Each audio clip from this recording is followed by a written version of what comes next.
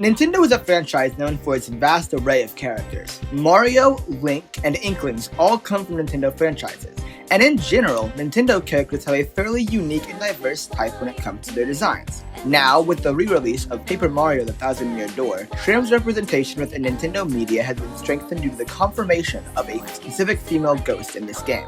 But let's start back in 1988, where the first Nintendo trans character was shown off. Super Mario Bros. 2 was released in 1988, being transformed into a Mario game instead of its original role of Doki Doki Panic. And with this brought some new faces to the Mario franchise that have stayed for ages, including Shy Guy, and more importantly, Birdo.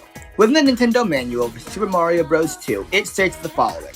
He thinks he is a girl and he spits eggs from his mouth. He would rather be called Beretta.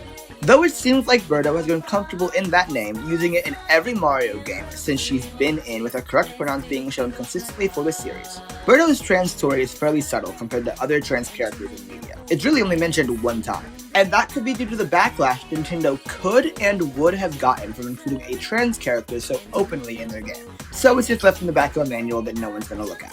Birdo has continued to appear in sports games with a much more feminine nature compared to her original design.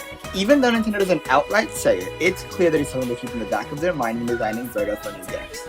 Birdo has been an overall good addition to Nintendo games, and she is simple yet good representation for trans characters. The much more infamous trans character is up next. Starring in Paper Mario: The Thousand Year Door, Vivian made her debut in 2004.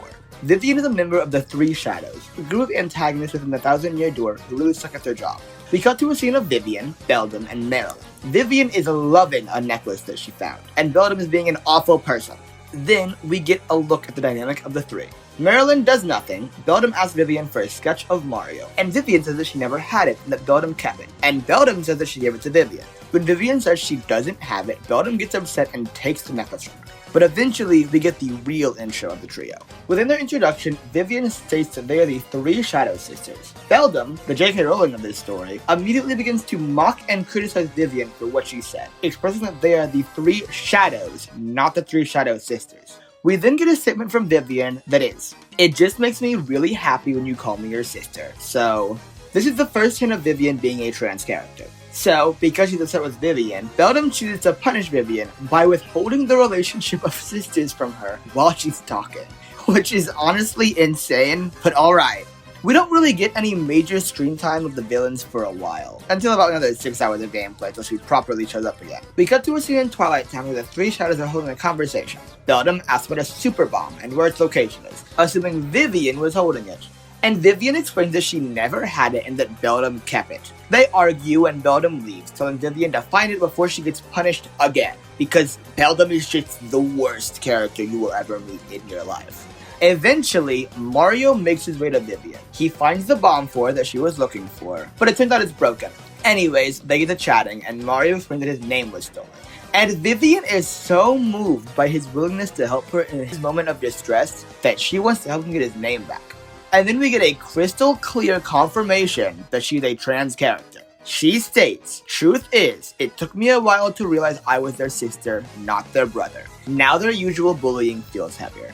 From there on, Vivian has her own traditional conflict in the story, but her identity doesn't really get brought up after this. Vivian is an example of good representation for a character's own personal problem with their gender identity. And she's a character who mentions it in a positive lighting and acknowledges the conflict that goes along with it. And it's a good way for younger audiences to learn about these topics in a healthy light, even if they don't completely understand it yet.